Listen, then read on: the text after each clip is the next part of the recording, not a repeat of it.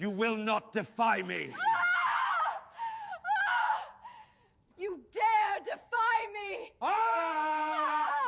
I will not be silenced by your tyranny. How dare you defy me! I will not be silenced by your tyranny!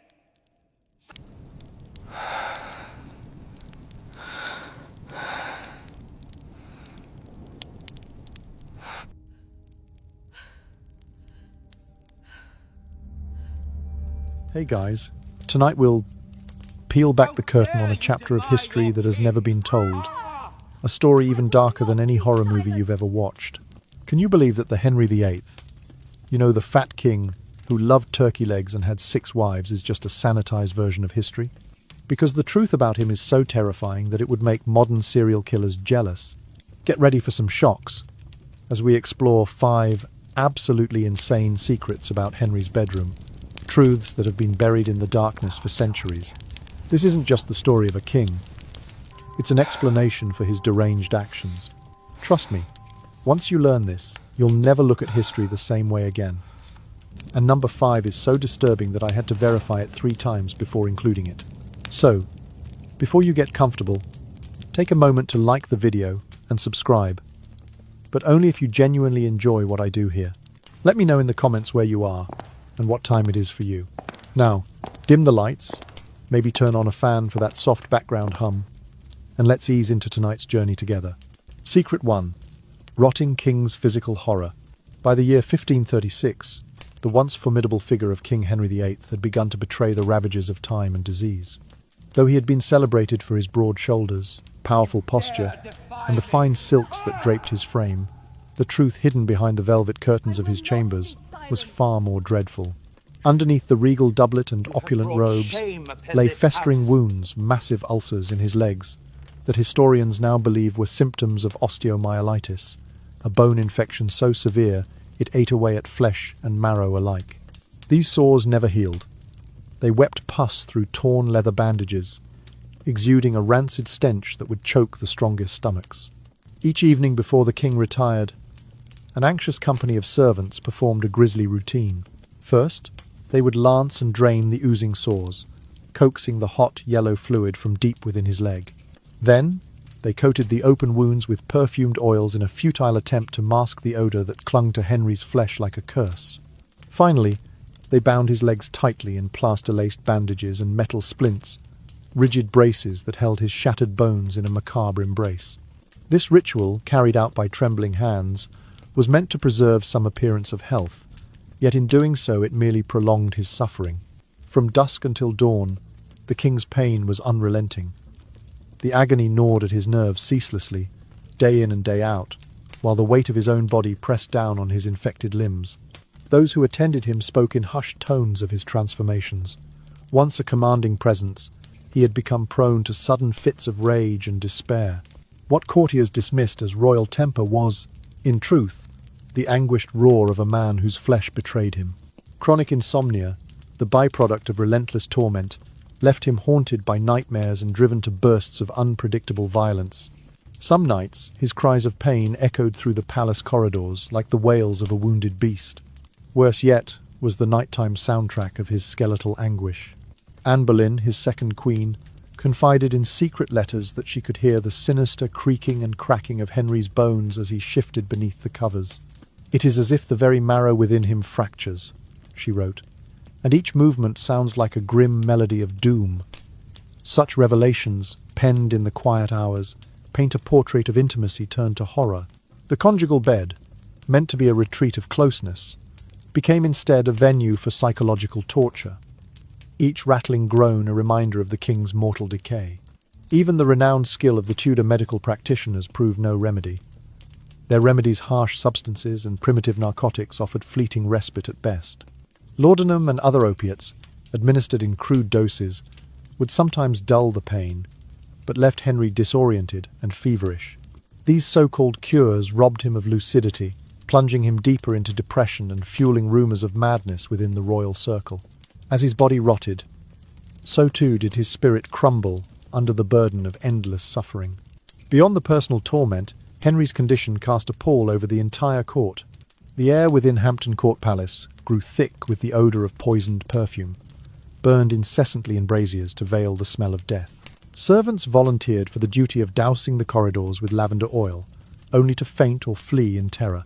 Diplomats arriving from foreign courts whispered anxiously among themselves, uncertain whether to bow in deference or recoil in horror. The facade of regal splendour belied a palace steeped in decay. Under such grim circumstances, the Queen was pressured to feign normalcy. Royal protocol demanded that Anne Boleyn present a united front, greeting her husband with courtesy and displaying none of the repulsion she must have felt. Behind closed doors, however, she was forced into an uneasy performance. To lie beside a man whose rotten flesh threatened to engulf her own body, her very dignity eroded by the need to conceal her revulsion. Each night, she endured the proximity of pus-soaked bandages and metal braces, a silent witness to the king's physical collapse. In summoning this secret to light, we confront a side of Tudor history seldom acknowledged. The rot in Henry's flesh was mirrored by the moral decay concealed beneath courtly ceremony.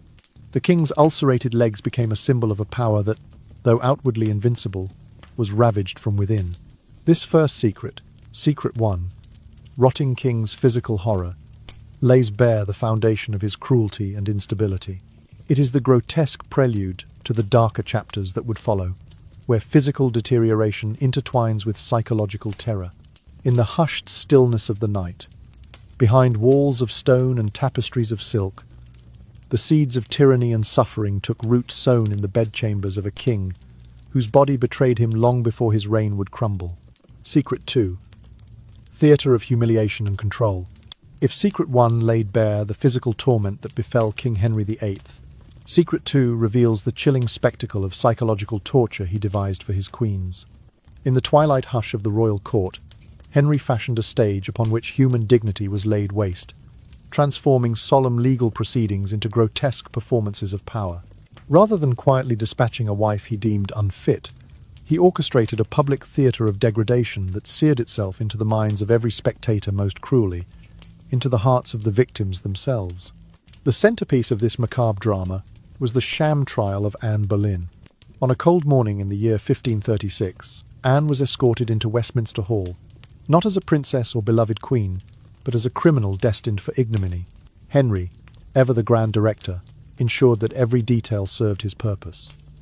Court officials read out fabricated charges of adultery and incest, claiming that Anne had betrayed the king with her own brother. Anne's brother, already ensnared by Henry's machinations, stood accused of an unspeakable crime and was led to execution before the gathered crowd.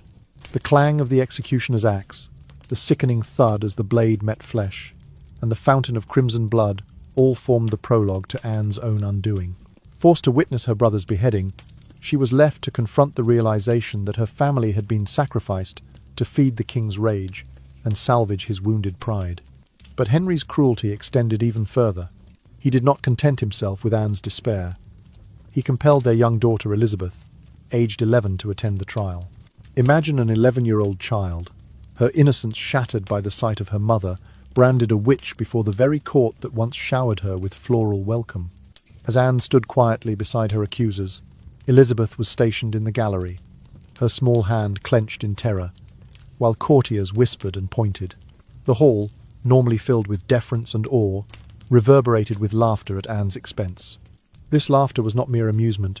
It was the laughter of a monarch intoxicated by absolute power, of a man who found delight in his victim's downfall. According to the chronicler courtiers, Henry sat on his raised dais and laughed uproariously at each moment of Anne's degradation, as though savouring each rupture of her dignity. When Catherine Howard became queen, barely 19 years old, she too was thrust into this relentless theatre of humiliation. Young and impressionable, Catherine arrived at Hampton Court, bright-eyed and hopeful, only to discover that the king's affections were as treacherous as they were fervent. Within weeks of her coronation, rumours began to swirl, planted by Henry's advisers, suggesting that Catherine had been less than faithful. Summoned to court under the guise of a private audience, she found herself enmeshed in the same cruel machinery that had claimed Anne. The night before her trial, servants along the palace corridors reported hearing Catherine's sobs echo through the grand halls, a haunting prelude to her public disgrace. Over the course of 3 harrowing days, Catherine endured a forced recital of her alleged crimes. Each morning she was brought before a tribunal of judges who repeated the same false accusations: infidelity, betrayal, conspiracy. Following the reading of each charge, Catherine was compelled to stand in silence while lawyers and nobles extolled the king's righteous anger and the necessity of punishment. They declared her an enemy of the crown, a corrupter of royal blood. In this prolonged ritual, Catherine watched as her reputation was eroded brick by brick, until nothing remained but the facade of a traitor. Only after enduring this ordeal, after 3 sunrises filled with relentless condemnation, was she allowed to return to her chambers. Yet the return offered no comfort. Her bedchamber, once a sanctuary, had been indelibly stained by the shame that clung to her clothing and hair. This engineered spectacle served purposes far beyond vengeance. It sent a message, reverberating through every corner of the realm. Defiance of the king would not be met with quiet retribution, but with public annihilation of the self. The methodical dismantling of a queen's honour served to warn all who watched that the monarch's wrath spared no one. The procession of trial, execution, and public denouncement became the ultimate demonstration of absolute authority. Theatrical as it was, this theatre of humiliation drew on medieval pageantry and Tudor legalism to craft a new form of terrorism by spectacle. Long after the executions and remonstrations, the echo of those judicial drums lingered. The courtiers who had laughed and jeered carried with them the memory of watching a crowned head humbled before their eyes. The populace, accustomed to the grandeur of pageants and tournaments, found themselves horrified by the king's capacity for orchestrated cruelty. And the queens who survived, if they did, lived under the shadow of those staged atrocities, their trust in both God and sovereign forever fractured. In the quiet chamber behind the throne, Henry watched his creations unfold with the cool detachment of a playwright savouring a well-turned scene. He was both audience and director, orchestrating each gesture, each gasp, and each hushed whisper until the final curtain fell. The marriages that began in splendour ended in tragedy, not solely through the blade, but through the more insidious wounds inflicted upon the soul.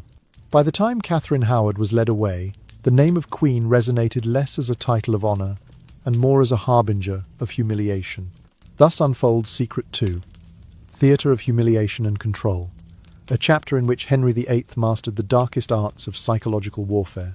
Behind the velvet drapes and chased gold of the Tudor court, he erected a stage that eroded the very core of human identity.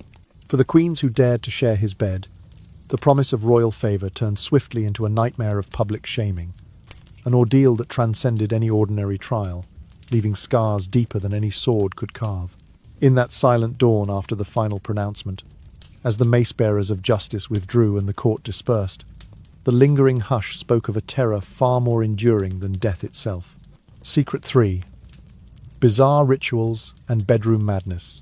In the hushed gloom behind the heavy silk drapes of the royal bedchamber lies Secret 3, Bizarre Rituals and Bedroom Madness, a succession of nightly horrors that transformed what should have been a private refuge into a chamber of ritualized torment.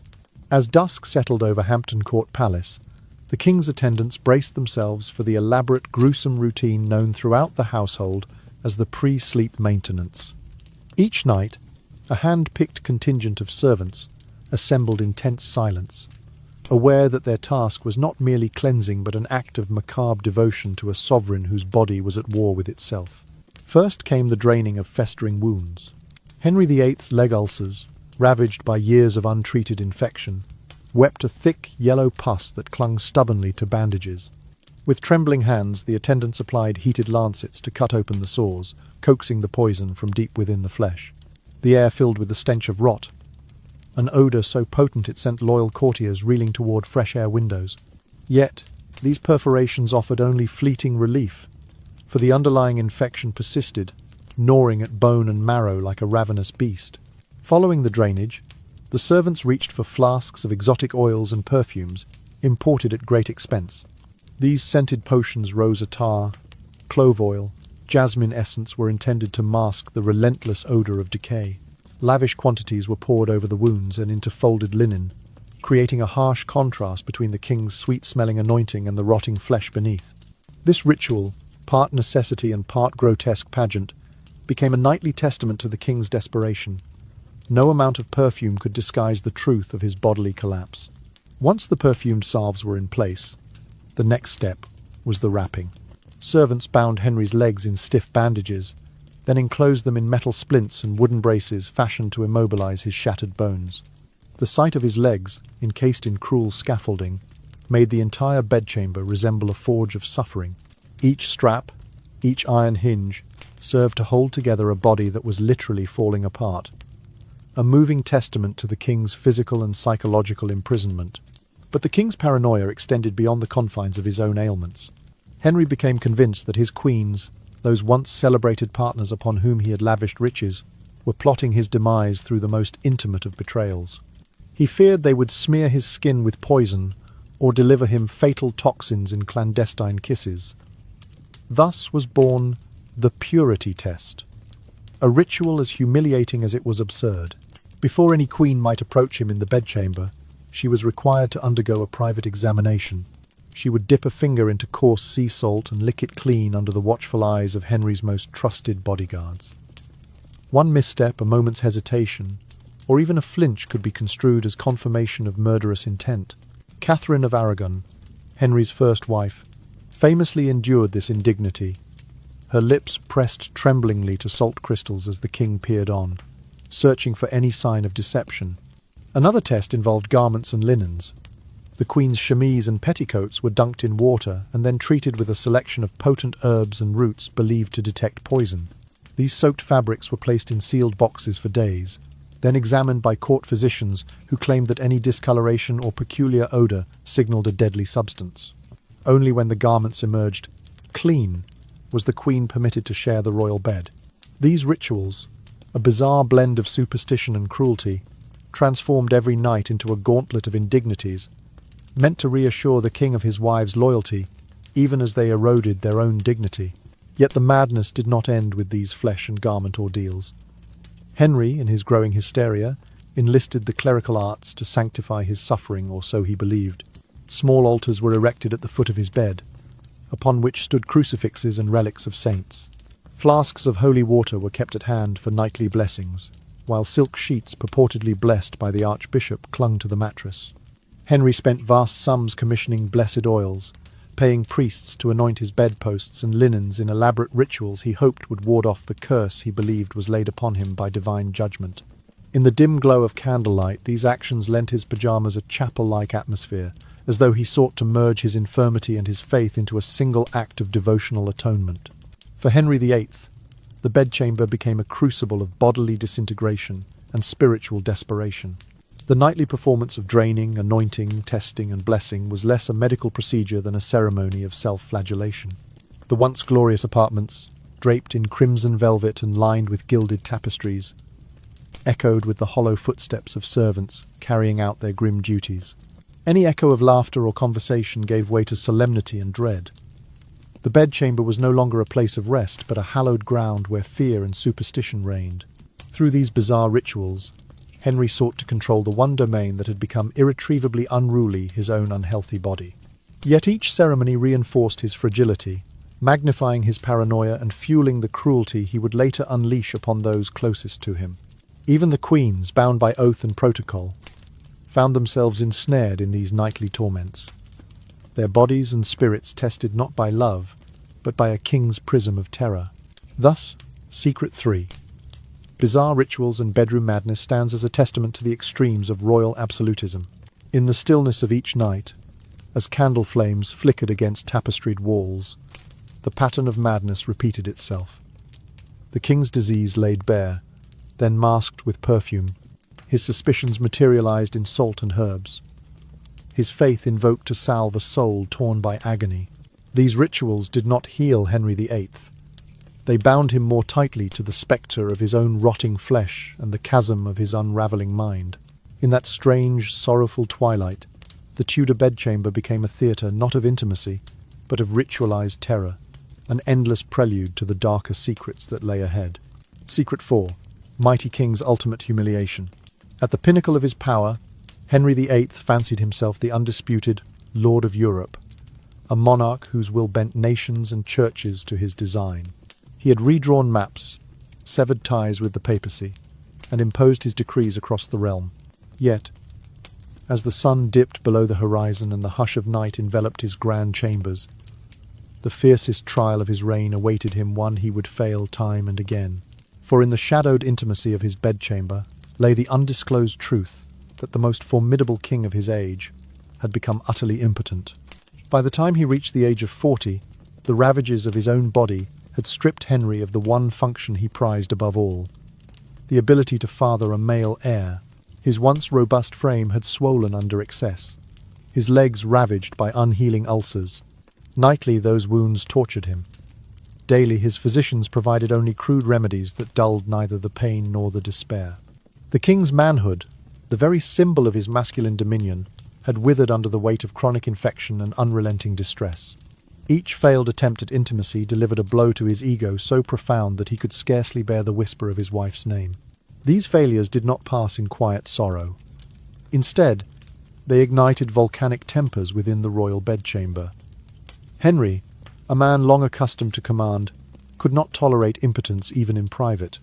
Each night that his duties of husband and nation remained unfulfilled, he erupted in fury that rattled tapestries and shattered silence. Servants and ladies in waiting trembled behind closed doors as they heard the king's heavy footsteps approach. Then the thunderous crash of furniture hurled in blind rage. Reporters of the court, ever dutiful in recording history's intricate details, noted that Catherine Howard, his fifth queen, would shrink back at the sounds of his wrath, her small form curled in the alcove, while Henry's laments echoed down the corridors. It was not merely emotional outbursts that marked these dark hours, but a systematic unleashing of violence against any soul unfortunate enough to stand in his way. A glance deemed insufficiently respectful could draw his savage ire. Eyes that dared betray pity or, worse, contempt onlookers might find themselves swept into the maelstrom of his anger. Palace records hint at gentlemen-at-arms dragged from their chambers and threatened with execution for the slightest perceived impropriety. In these moments, the hallways of Whitehall became a gauntlet of terror, where the Crown's authority manifested as unrestrained brutality. But a king of Henry's intellect understood that spontaneous rage alone could not conceal the searing humiliation of his impotence. He required legal justification, a veneer of legitimacy for his vengeful impulses. Thus he summoned lawyers and bishops to craft charges against Catherine Howard, accusing her of adultery, a convenient contrivance that cast her inability to conceive sons as a sign of her moral corruption. The court was instructed to record her so-called transgressions in meticulous detail: stolen glances, clandestine encounters, whispered conversations. These allegations were then used to strip Catherine of her queenship, ensuring that her final moments in the royal presence were marked not by compassion, but by the cold mechanics of state-sanctioned betrayal. From a medical perspective, Henry's violent reactions were less demonstrations of royal prerogative and more symptoms of acute psychological distress. Modern historians and physicians speculate that the pain of his affliction combined with sexual dysfunction produced a potent mix of humiliation and paranoia. Each unsuccessful night became evidence in his mind that Catherine did not deserve the privileges of a queen, and so he weaponized the law to punish not the disease, but the spouse, a twisted inversion of justice driven by wounded pride and bodily shame. Yet even the theatrical spectacle of Catherine's downfall failed to quell the gnawing void within Henry. In his desperation to reclaim any semblance of virility, he turned to the ultimate expression of his sovereign will, the executioner's block. From the year 1540 onward, the axe fell with renewed frequency.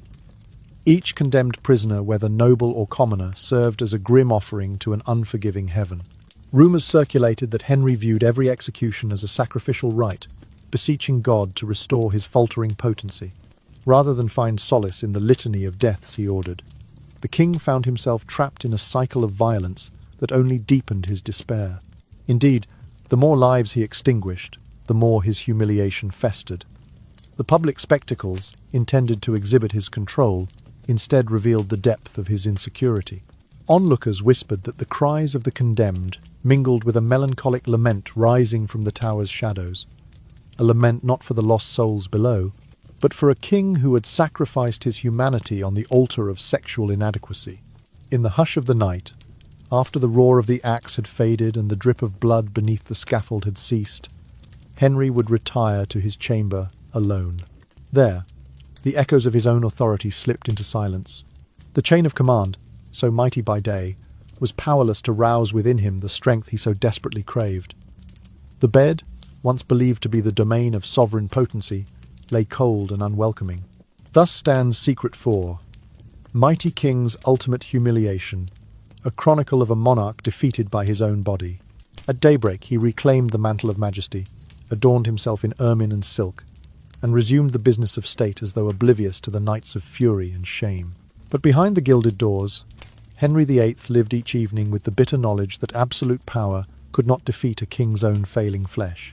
In that perpetual twilight, the mightiest sovereign in Europe lay humiliated, his roar reduced to an echo in an empty chamber, an echo that would outlast his reign and haunt the annals of history. Secret 5, Legacy of a Monster's Bedroom Failures. As the final curtain falls on the tragic saga of Henry VIII's private chambers, we arrive at Secret 5, Legacy of a Monster's Bedroom Failures, where personal humiliation gave birth to seismic shifts that rippled across centuries.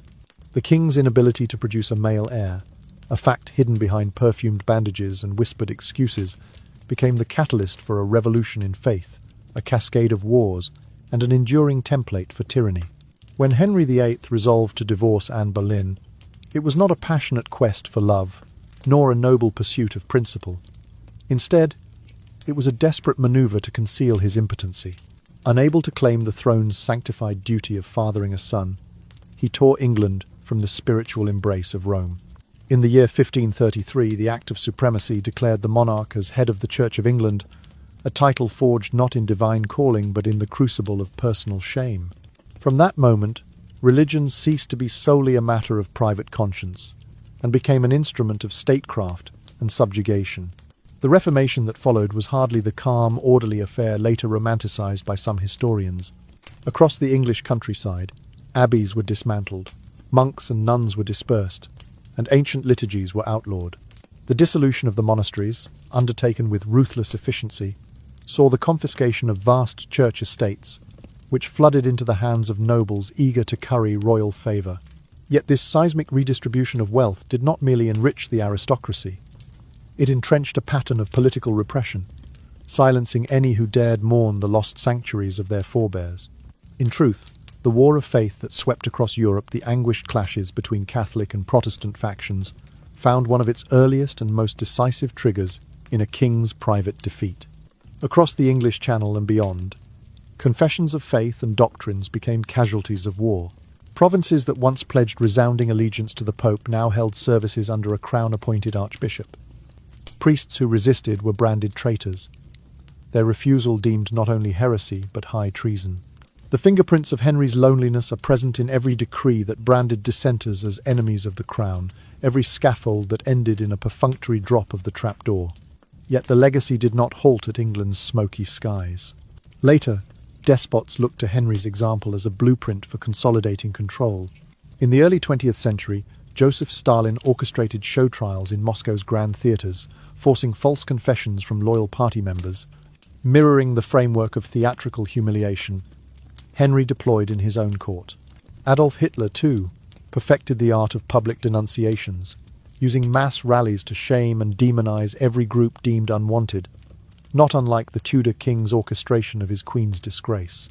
Mao Zedong's Cultural Revolution, complete with denunciations, struggle sessions, and the dismantling of centuries-old cultural institutions, echoed the fervour with which Henry had razed the monasteries and prosecuted traitors to his bed. Underneath these regimes lay a common thread, the unwillingness of the powerful to admit personal failure. Instead of acknowledging their own limitations, whether medical, strategic or moral, they projected them onto scapegoats, unleashing waves of terror that claimed millions of lives. Henry's personal nightmare of impotency thus transformed into a systemic nightmare, where entire populations were held captive by the illusions of one man's wounded pride. Closer to home, the pattern infiltrated private lives as well. Families haunted by misuse of authority, spouses silenced by threats, children traumatized by parental wrath. Each thread can trace its origin to the toxic masculinity embodied by Henry VIII. A husband who beats to cover his fears, a partner who uses isolation to mask insecurity, an elder who punishes trust to hide vulnerability. These are the shadows cast by a king who equated potency with power and frustration with fury. The modern world may have advanced in science, law, and human rights, yet the spectre of Henry's errors looms in boardrooms, living rooms, and political chambers. When leaders refuse accountability, they resurrect the same cycle, deny fault, enforce obedience, and punish perceived disloyalty. In countless corporate scandals and political purges, we witness the same architecture of control, a personal humiliation amplified into a public spectacle. Even within the nurturing confines of marriage, the echoes persist. Partners who leverage fear and shame to maintain dominance, believing that love must be entwined with authority, perpetuate the ancient template written in Henry's bedchamber. To break the cycle, societies must recognize the poison in this legacy, disentangling strength from dominance, and reclaiming dignity from the ashes of humiliation. After 5 centuries, the tale of a king's decaying flesh and defiled intimacy remains no mere footnote in dusty archives. It stands as a stark warning. Secret 5. Legacy of a monster's bedroom. Failures urges us to see how one man's private torment spawned global upheavals and personal tragedies across generations. The bedchamber's satin sheets may have concealed his disease, but they could not contain the fallout. A reformation steeped in spilt blood, an era of tyrants wielding terror as a tool, and a cultural inheritance of fear, masquerading as authority.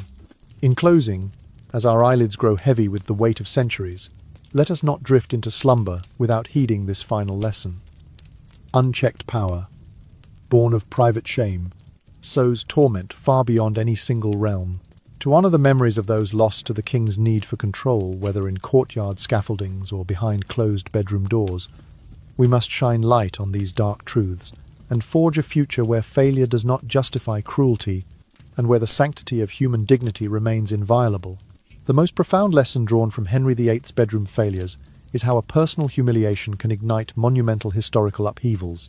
When Henry resolved to sever all ties with the Roman Church in order to bring Anne Boleyn officially into his court, the driving force behind his decision was neither love nor idealistic reform, but rather a desperate desire to conceal his own impotence. In the year 1533, the Act of Supremacy declared the king as the supreme head of the Church of England, completely severing the authority of the Pope. On the surface, this move was hailed as a religious reformation, yet to Henry it represented a spectacular escape hatch, sparing him the shame he could not otherwise admit. From that moment onward, the legacy of his royal bedchamber began to spread, triggering a chain of dire consequences. Monasteries that had long served as centers of learning and charity were stripped of their assets. Religious orders were disbanded and their lands parceled out to nobles loyal to the crown. Rural communities, once anchored in traditional rites and guided by Roman clergy, found themselves spiritually orphaned. Under the edict of the Act of Uniformity, new liturgies were imposed and all former forms of worship were outlawed, transforming the English countryside into a hotbed of religious conflict. The gentle pilgrimage that once marked devotion became an angry march, culminating in the Pilgrimage of Grace in the year 1536. Thousands of innocent commoners were executed merely for clinging to their ancestral faith, turning the north of England into a bloody battleground of suppressed resentment. This inheritance did not stop at restructuring the church. It laid the groundwork for a centralized model of power that many later autocratic regimes would emulate. By using legislation to legitimize his divorce and compel the church to obey the sovereign's will, Henry set a precedent. Any policy, whether matrimonial or doctrinal, could be altered at will, without the consent of any external authority. Over time, the Church of England became an instrument of social and economic control, enabling the Crown to distribute confiscated lands to favoured courtiers. Fields that once yielded golden harvests were repurposed to serve royal prestige, bolstering the dynasty's authority for centuries. Concurrently, the flames of religious war spread across Europe. A tragic conflict between Catholics and Protestants erupted, claiming hundreds of thousands of lives, razing cities, and tearing families apart. Many historians assert that the root cause of these wars lies in the Reformation born of Henry's physiological shame.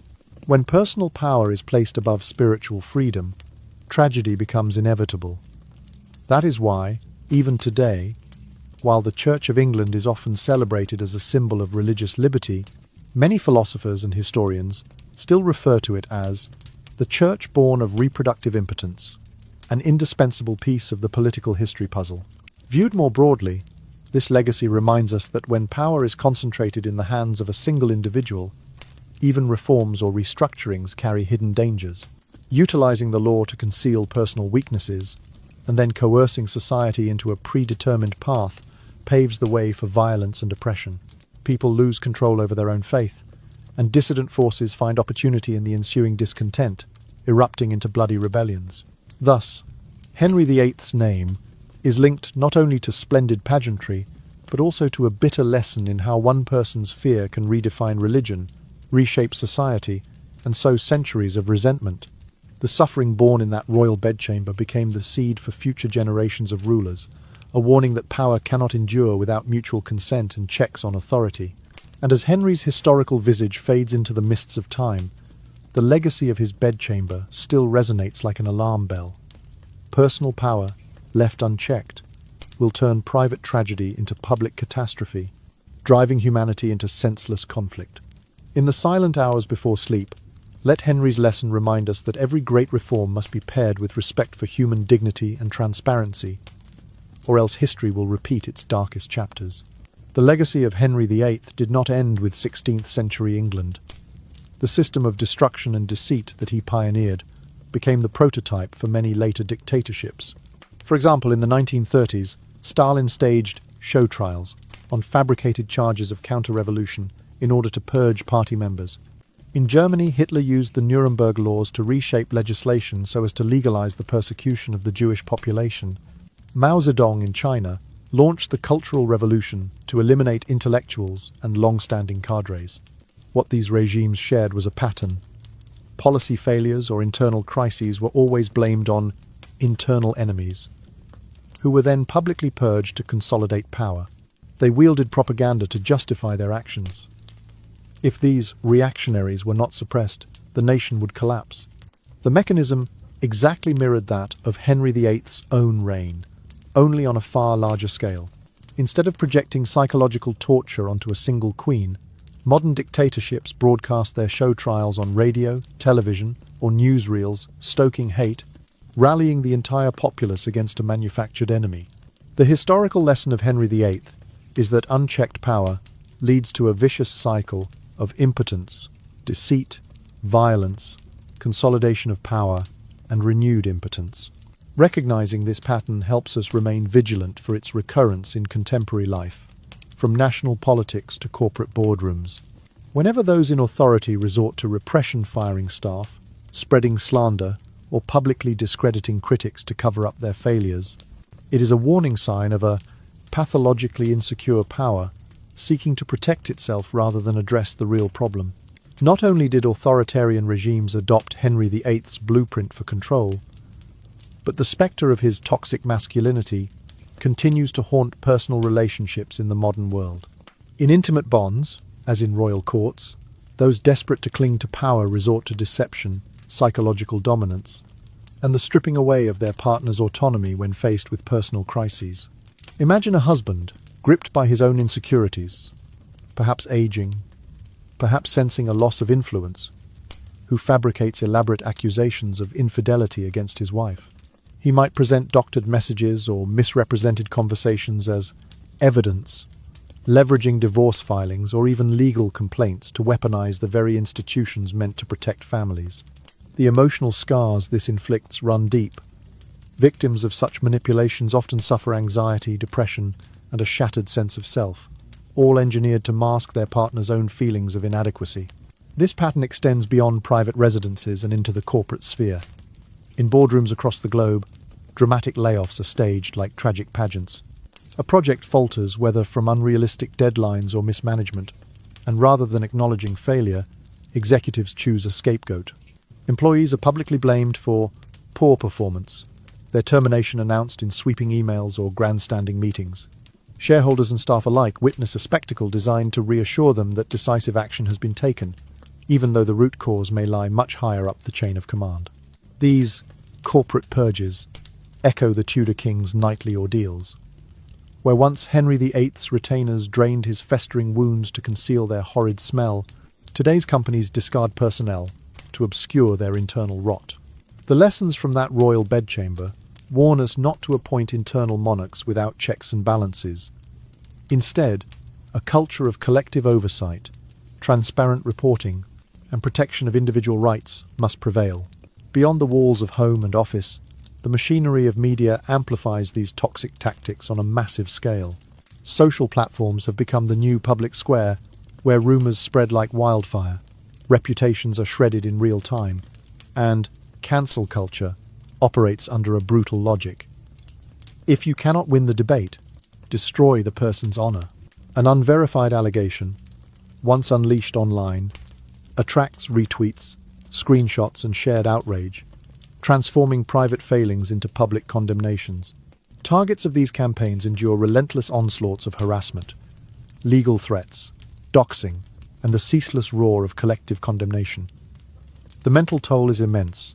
Studies show that individuals subjected to online shaming often experience crippling anxiety, post-traumatic stress, and an elevated risk of self-harm. What began in a Tudor bedchamber as a king's paranoia about his own potency now spans continents in the form of digital mobs. In each of these contexts, relationships, corporations, media, the core mechanism remains the same. A figure with something to hide orchestrates a narrative of threat and betrayal, then marshals public or private power to silence dissent and project strength. The cycle unfolds predictably.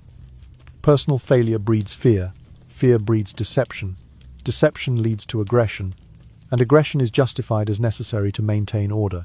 But, as history instructs, this is a self-perpetuating spiral. The more one seeks to conceal weakness through force, the deeper the insecurity becomes. Henry VIII's bedchamber rituals, testing his queens, staging sham trials, and smearing his own decay with perfumed oils, offer a chilling metaphor for the dangers of unchecked authority. They remind us that power, when wielded to mask vulnerability, corrodes both the wielder and those around them. A healthy partnership demands trust, openness, and a willingness to confront personal shortcomings together, rather than lashing out in fear. In business, effective leadership thrives on transparency, shared governance, and accountability, not on scapegoating and public shaming. And in our digital lives, we must resist the urge to partake in online inquisitions, instead fostering spaces for dialogue, context, and empathy. To break free from this toxic inheritance, we can adopt several practices. In personal relationships, partners can establish honest communication rituals, regular check-ins where feelings of inadequacy or fear can be voiced without judgment. They can agree on respectful conflict resolution strategies that avoid blame and focus on solutions. In organizations, leaders can implement clear performance metrics that apply to all levels, accompanied by open forums for feedback, ensuring that no individual becomes a lightning rod for systemic problems.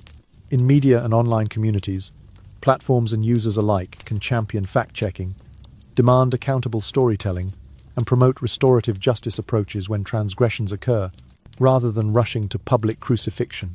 Ultimately, Henry VIII's bedchamber may lie centuries behind us, but its shadows stretch into every sphere of modern life. The toxic patterns born of his desperation have mutated into relational abuse, corporate scapegoating, and digital cancel culture. By recognizing these echoes, we can confront our own internal king, the part of us that fears exposure and choose compassion over coercion, transparency over spectacle, and healing over humiliation. Only then can we transform the whispering corridors of power into open spaces of mutual respect, where true strength is measured not by dominion or fear, but by empathy and integrity. Although Henry VIII entered history under the exalted title Father of the Church of England, and is often celebrated as a pioneering reformer, the real impetus behind his break with Rome was deeply personal. He did not merely seek an annulment for political advantage or doctrinal purity. He was driven by the desperate need to conceal his own reproductive failure. His craving was not only for a male heir, but also for the preservation of his masculine honor before both his subjects and the very institution of the Church. Once his body ceased to function as expected, he sought an external scapegoat. In the year 1533, the Act of Supremacy formally installed the king as supreme head of the Church of England, entirely severing papal authority. On its face, this measure was lauded as a sweeping reformation of faith.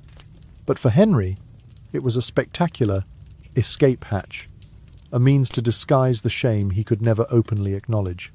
The long-term consequences of that royal bedroom crisis went far beyond doctrinal realignment. Monastic lands and properties, previously dedicated to prayer, hospitals and education, were confiscated wholesale. Religious orders were dissolved, and their holdings were parcelled out to courtiers whose loyalty had been rigorously vetted. What began as economic expediency became, in truth, a cover-up for a king's private humiliation. Every religious statute, from the Act of Supremacy to the subsequent Act of Uniformity, bore the imprint of personal disgrace.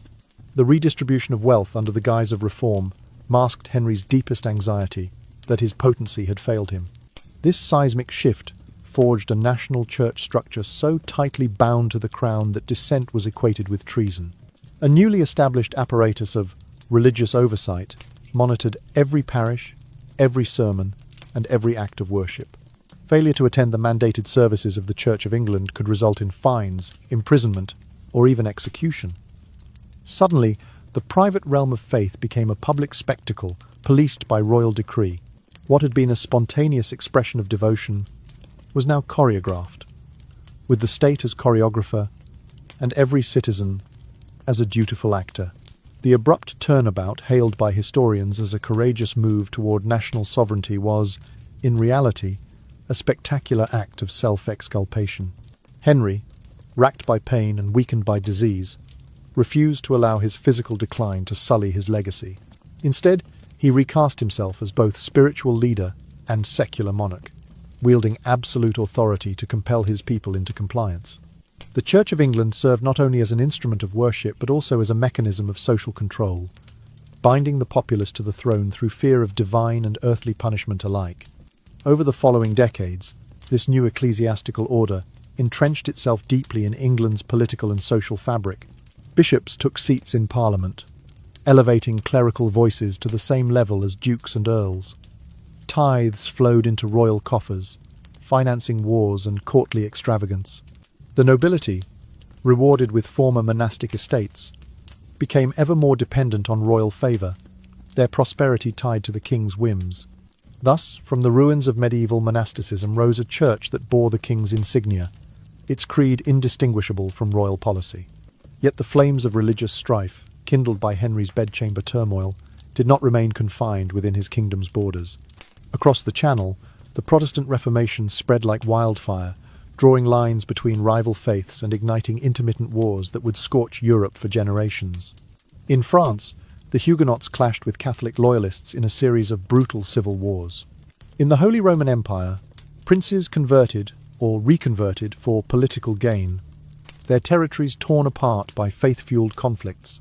Spain, under the Inquisition's grim auspices, hunted down suspected heretics with merciless zeal. All of these convulsions shared a common precipitant: the willingness of rulers to weaponize religious reform in defense of their personal agendas. And yet, despite the bloodshed and cultural upheaval, subsequent generations have often celebrated the English Reformation as a beacon of religious liberty. The memory of Henry's intimate struggles became obscured by narratives of parliamentary sovereignty and individual conscience. The Church of England evolved, tempering its initial severity and eventually embracing a more inclusive stance. Yet the historical paradox remains unsettling. What began as a desperate bid to mask impotence gave birth to a national church that could scarcely be distinguished from the crown itself, a potent reminder that personal motives can catalyze permanent institutional change. In the stillness that follows these tumultuous events, one can almost hear the faint echo of Henry's private shame, reverberating through the vaulted cathedrals he once repurposed. The very stones of Westminster Abbey and Street, Paul's Cathedral, refitted under his command, stand as silent witnesses to the fusion of personal disgrace and political ambition. Every chanted prayer, every ornate procession, once served to bolster the spiritual authority of a suffering man who dared not admit his greatest weakness. As the night grows deeper, and our eyelids grow heavy with the weight of history, we might reflect on this profound lesson, that the private vulnerabilities of a single soul can reshape the destinies of nations. Henry VIII's physiological failure was eclipsed only by his determination to rewrite the script of religious authority, setting in motion a chain of events whose consequences are still felt centuries later. In the hush of dawn, when we rouse ourselves from slumber, let us remember that every reform, no matter how noble it seems, carries the imprint of its origin. And if that origin is a fear unveiled, then the fruits of reform may carry within them the seeds of future discord, unless tempered by humility, transparency, and respect for the very human frailties that bind us all. Each of Henry VIII's wives, from Catherine of Aragon to Catherine Parr, faced the same unforgiving rule. If she failed to bear a son, she was thrust into a vortex of accusations, divorce proceedings, or even execution. The relentless pressure to produce a male heir, combined with the rot at the heart of the dynasty, turned marriage into a spectacle of agony. Catherine of Aragon, Henry's first queen, endured decades of vain hope before being cast aside. Though she had given him a daughter, Mary, the king's obsession with a male successor overshadowed every other consideration. When Henry petitioned Rome for an annulment on the grounds that their union had never been valid, in direct contradiction to centuries of canonical precedent, Catherine found herself in the strange position of a married woman accused of living in sin. She watched helplessly as her status crumbled, her reputation besmirched by insinuations of sterility and disfavour. The woman who had once been celebrated as the embodiment of royal virtue was reshaped overnight into a cautionary tale. A queen who dared to challenge her king and lost everything in return. Anne Boleyn, Catherine's successor, faced an even more brutal fall. Elevated from lady-in-waiting to crowned queen through Henry's sheer will, she soon discovered the throne came with a hidden cost. As the years passed without a son, her favour waned. In the spring of 1536, she was dragged before a court convened at Westminster Hall, accused of adultery, incest, and high treason. In that grim chamber, Anne bore the unspeakable horror of watching her own brother condemned to death, the executioner's axe descending before her tearful gaze. Then, just days later, she too was led to the scaffold. The spectacle was as much about his wounded pride as it was about political expediency. By presenting his former queen as irredeemably guilty, Henry could claim moral high ground even as he concealed his own sexual failure.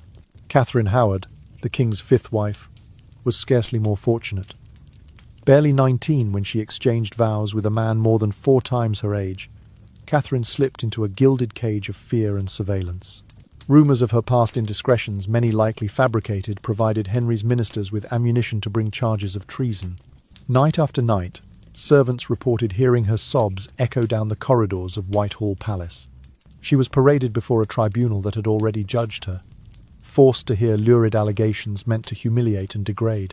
Though no evidence of actual infidelity was ever proven, Catherine was condemned, beheaded, and cast into history as a cautionary footnote, a young woman's sacrifice to preserve the king's image of potency. Catherine Parr, Henry's sixth and final queen, survived the ordeal physically, but not unscathed in spirit. As a widow of 2 previous husbands, she had been lauded for her piety and intelligence when she married Henry in 1546. Yet she walked a tightrope of royal favour, aware that a single misstep, an ill-timed joke, an unwelcome theological hint could prove fatal. Though Parr ultimately outlived Henry, her tenure as queen left her marked by a deep, persistent anxiety.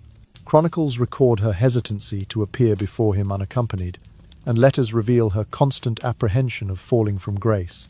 The bedchamber that should have been her sanctuary became instead a place of constant dread. The psychological toll exacted by these marital trials extended far beyond the tragic fates of those executed. The surviving queens carried scars that ran deep into the recesses of memory. They were stripped of their status, their wealth, and their security. Even after regaining some measure of dignity, they remained haunted by the ordeal. Their names, once spoken with reverence, were now whispered in court corridors as symbols of failure and disgrace. Diaries and letters they penned in the aftermath serve as invaluable historical records, exposing the raw, brittle nerves beneath the veneer of royalty. In private correspondence, Catherine of Aragon lamented her sense of betrayal by the faith she had served, while Catherine Parr confided her sleepless nights and fears of sudden denunciation. These testimonies offer a window into the long-term effects of such trauma. The women described dreams of endless halls where judges in robes pointed accusing fingers, echoing the public trials that had sealed their fates.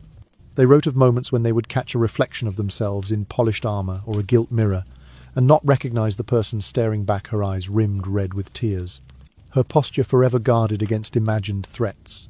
Even Mary Tudor, despite her later accession to the throne, never fully shook the stigma of being the daughter of a failed marriage. Her rule was shadowed by the memory of her mother's suffering, fueling her own harsh measures against Protestant dissenters. The narrative of Henry VIII's wives thus becomes more than a sequence of sensational court dramas. It is a study in the enduring impact of psychological violence. For each woman, the royal marriage that promised power and influence instead delivered humiliation and terror. The very institution meant to confer legitimacy marriage was weaponized into a mechanism of control. The threat of annulment, the pretense of legal proceedings, and the spectacle of execution were tools wielded with precision to enforce obedience. In reflecting on their experiences, we are reminded that trauma does not end at the fall of the gavel or the whisper of an annulment. It reverberates through the psyche, colouring every subsequent emotion and decision. The Queen's writings speak of an ever-present tension between duty and self-preservation, between the desire to maintain regal composure and the instinct to flee from that gilded cage. Their scars, invisible though they may be, shaped their lives long after Henry's reign ended, and in some cases, fueled their own acts of resilience and defiance. As the embers of this historical tragedy glow softly in our minds, we recognize a universal truth. When institutions and relationships prioritize power over personhood, the human cost is exorbitant.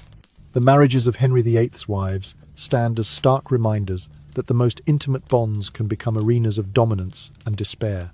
In the hushed spaces of our own lives, whether in romantic partnership or in professional alliances, these lessons echo still. Respect, empathy, and the acknowledgement of vulnerability are the only foundations strong enough to endure. Only by honouring the dignity of each individual can we prevent the private terrors that once stalked the English court from taking root in our own hearts and homes. In the 19th and 20th centuries, the figure of Henry VIII was cast in two wildly divergent lights. On one side, as a merciless royal exterminator, and on the other, as a visionary monarch of unparalleled political acumen. Early historians of the 19th century often glossed over or outright dismissed the more disturbing aspects of his health, choosing instead to spotlight his break with Rome, his sizable naval expansion, and his skillful manipulation of court politics. To them, Henry was first and foremost a towering statesman, the architect of English national sovereignty. Medical maladies were inconvenient footnotes, quickly swept aside to preserve a grand narrative of triumphant kingliness. By contrast, a wave of revisionist scholarship in the 20th century began to probe Henry's personal torments with renewed intensity. Modern historians, consulting neglected letters and rediscovered Tudor medical treatises, delved into the king's ulcerated legs, racking pains, and the ostensible bone infection, osteomyelitis, that plagued him for decades. Their accounts depict a ruler whose infamous fits of rage may have been less capricious displays of royal temper and more outbursts of agony, a body rebelling against itself. This school of thought argues that Henry's physical decay and the attendant psychological distress were inseparable from his draconian policies, his murderous purges of wives, his draconian suppression of dissent, and his relentless quest for religious uniformity. Inevitably, a scholarly debate erupted over the reliability of the sources. Some traditionalists maintain that descriptions of Gordon-scale ulcers and excruciating nighttime agonies were hyperbolic exaggerations, penned by factional opponents eager to sully Henry's reputation. They point to the richly embellished chronicles of the late 16th and early 17th centuries, when Tudor politics still simmered in memory. In those accounts, a chronicler might amplify the king's sores into gaping chasms of rot, all to underscore a moral judgment of his perceived cruelty and spiritual corruption. By portraying his body as a corpse animated by malice, the writer could more convincingly argue that his soul was equally rotten. On the other side, proponents of a medicalized Henry cite the meticulous notes of court physicians, whose surviving records detail nightly poultices, heated irons applied to leg wounds, and experimental treatments that ranged from draining pus to injecting herbal concoctions. These documents, transcribed in Latin and early modern English, describe symptoms consistent with chronic osteomyelitis, swelling, intermittent fevers, and persistent fetid discharge. More recently, interdisciplinary studies combining paleopathology and forensic analysis have examined skeletal remains attributed to the Tudor dynasty, searching for lesions characteristic of bone infection. While access to Henry's tomb has been restricted, these fragmentary findings lend credence to the notion that his physical suffering was both genuine and severe. Yet even among medical researchers, consensus remains elusive. Some experts caution that certain bone lesions, especially in remains exhumed centuries after burial, could equally indicate other conditions: tuberculosis of the bone, gout, or even syphilis, all of which were rampant in early modern Europe. Preservation conditions, tomb relocations, and contamination further complicate the picture. Consequently, a handful of clinicians urge historians to treat any posthumous diagnosis with humility, acknowledging that without direct access to the body and unambiguous clinical evidence, certainty may forever be out of reach. Beyond the debate over literal ulceration, the broader challenge lies in disentangling Henry's lived reality from the ever-morphing myths that have accreted around him. As Tudor chronicles fell prey to partisan editing, and as later novelists and filmmakers seized upon his larger-than-life persona, the boundary between fact and legend grew increasingly hazy. Historical romances and blockbuster period dramas have often cast him as either a gluttonous monster or a charming rogue, rarely pausing to explore the twilight zone of a man caught between sovereign duties and mortal frailty. The gap between the man who signed royal decrees and the man who writhed in nightly torment widened with each retelling. For the modern reader, or viewer, this duality presents both a peril and an opportunity. The peril lies in accepting either extreme without scrutiny, dismissing him as mere bloodthirsty tyrant, or canonizing him as a pioneering reformer.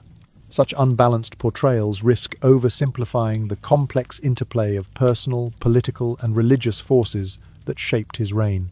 Yet the opportunity emerges when one embraces a nuanced perspective, acknowledging the brutal realities of his policies while recognizing the political imperatives and cultural contexts of the time.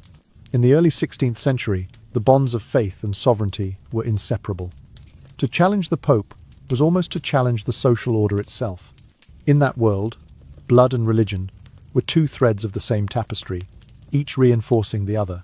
Thus, a balanced approach demands a synthesis of disciplines, combining the clinical insights of medical historians with the critical analysis of archival scholars and the interpretive frameworks of political historians and literary critics.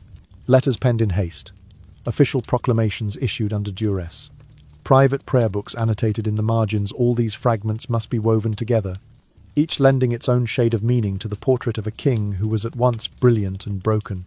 In the soft, drowsy hush that follows such contemplation, one glimpses the ultimate lesson of Henry VIII's historiography, that the line between human greatness and human frailty is perilously thin. To understand a figure so pivotal, one must inhabit both the throne room and the sickbed.